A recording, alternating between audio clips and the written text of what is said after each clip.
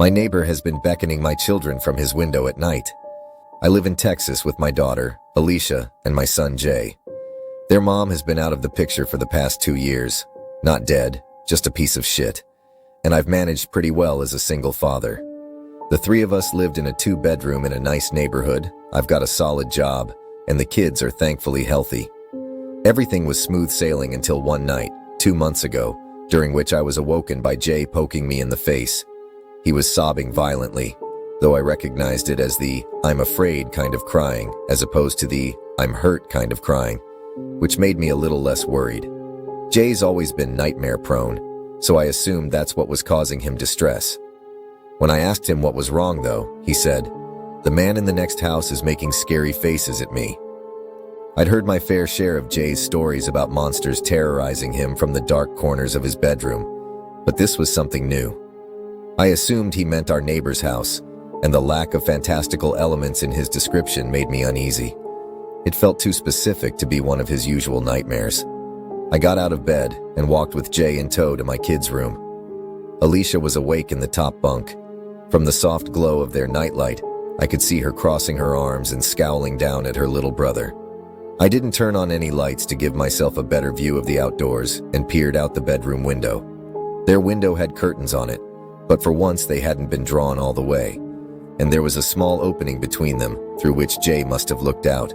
One side of the neighbor's house, the one to our left from the street, was visible from Alicia and Jay's room. There were 2 windows on the neighbor's side of the house, but it was too dark inside to see anything.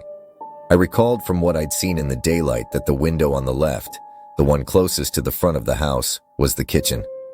I wasn't sure what the window on the right was, as it always had its curtains drawn. I asked Alicia if she'd seen anything, and she shook her head. "He's always having nightmares and crying.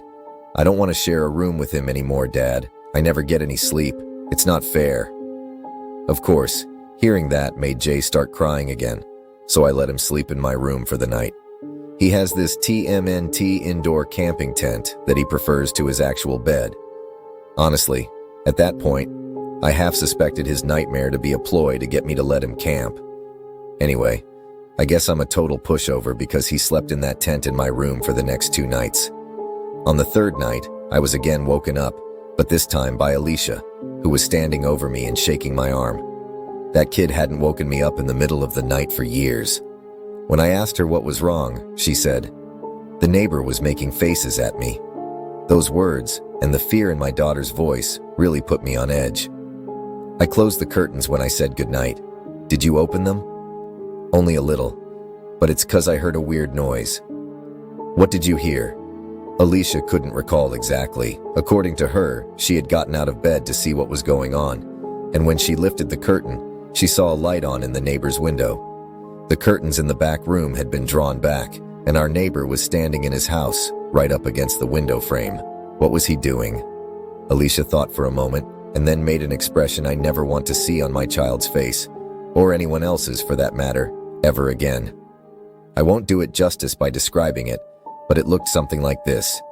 First, she smiled with both sets of teeth so that there was a little open sliver between the rows, and then she furrowed her eyebrows.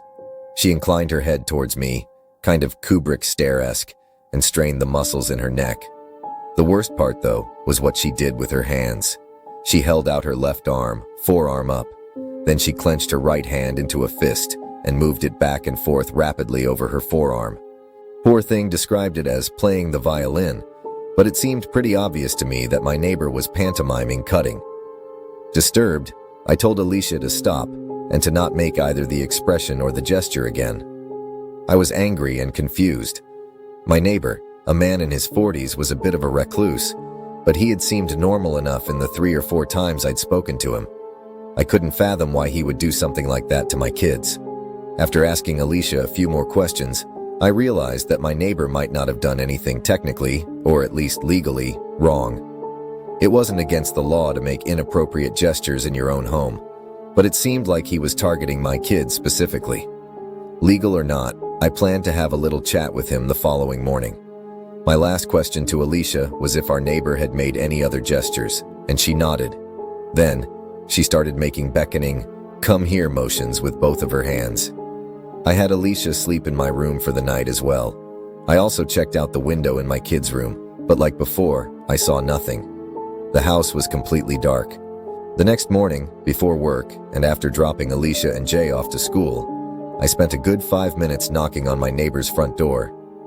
I figured he was home since his car was in the driveway, but he never answered the door. Eventually, I had to leave for work, and as I was walking away, I turned around quickly to see if he was watching me. He was, the coward. I saw him for a split second at the front window before he ducked beneath the sill and out of view. Clearly, the guy had problems. I yelled out to him to stop fucking with us and then left. That same night, I put a plan in motion. While my kids slept in my room, I hung out in theirs. It was a Friday night, and I was ready to pull an all-nighter so that I could catch my neighbor in the act. Although I trusted my kids, I wanted to confirm that there was actually something nefarious going on before I escalated things.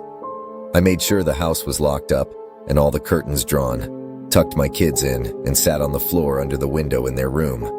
At around 9, I started marathoning midnight mass on my phone. I didn't want to wear headphones and miss any strange sounds, so I kept the volume low and mostly read subtitles. At midnight, I started to hear strange sounds. Like Alicia said, it's a bit hard to describe. Best I can do is that it was this low, repeated clicking sound. You know the chick-chick sound you make to beckon a horse?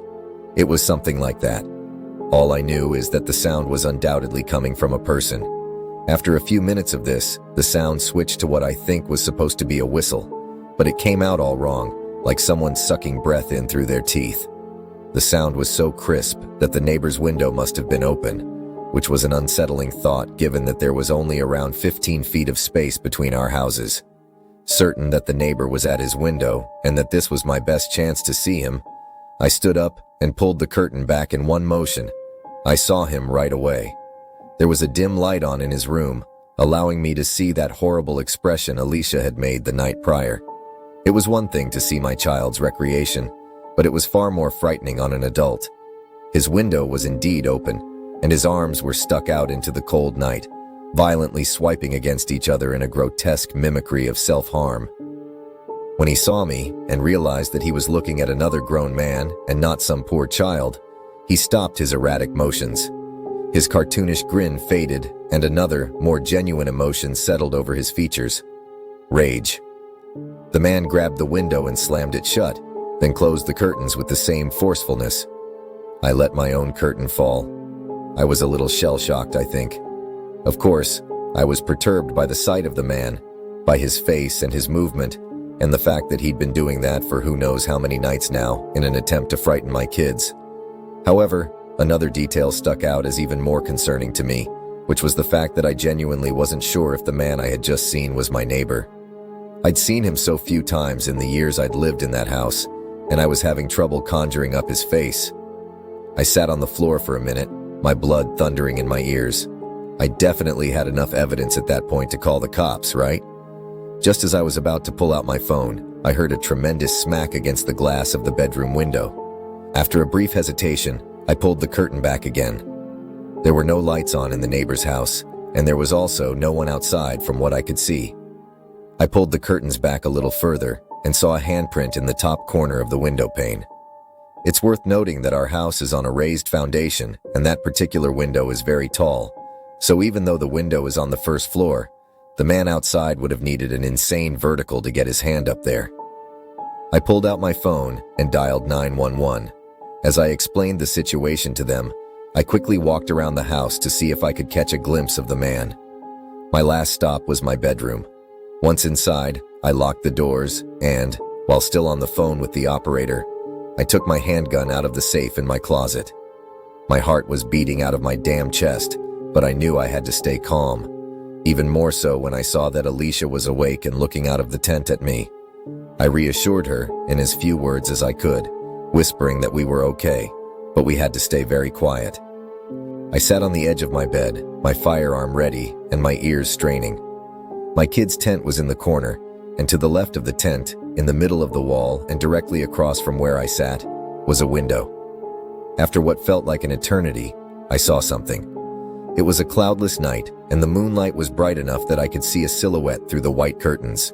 The dark shape was nebulous at first, but became more clear as the man outside stepped closer to the window. Somehow, he knew which room we were in. The silhouette didn't move for several minutes, and I remember being thankful that, from the angle at which she sat, Alicia couldn't see it. Then, something happened that I couldn't entirely wrap my head around.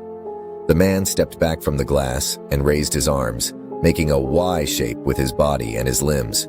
Only, his arms were far too long. They seemed to be double the length that they should have been, each arm about the same length as his entire body. I thought at first that he was holding something, maybe two pipes that just appeared to be an extension of his limbs, but I could clearly see two hands at the ends of the extremities. I could see 5 fingers on each hand, flopping around slightly as the man brought his arms closer to the window. Thud, thud, thud. I stood up and readied myself to shoot, but just then the sounds of sirens pierced the quiet night. The man outside banged his hands against the window one last time, and then it was as if someone had sliced his arms at the elbows. His forearms seemed to shear right off, and the man took off running before they so much as hit the ground. When the police officers announced themselves, I answered the door and explained the situation to them. 2 officers, a man and a woman, asked me a few questions about my neighbor, which I assume was necessary to establish probable cause for a search. Once finished, they told me to stay inside with the doors locked while they investigated the neighbor's house. I watched them through the window of Alicia and Jay's room. They knocked on the neighbor's door, and when no one answered, they tried the front door handle. I watched the unlocked door swing open. The 2 looked at one another and then entered. I'm not sure what they found inside that house. All I know is that when they emerged a few moments later, they both looked very disturbed.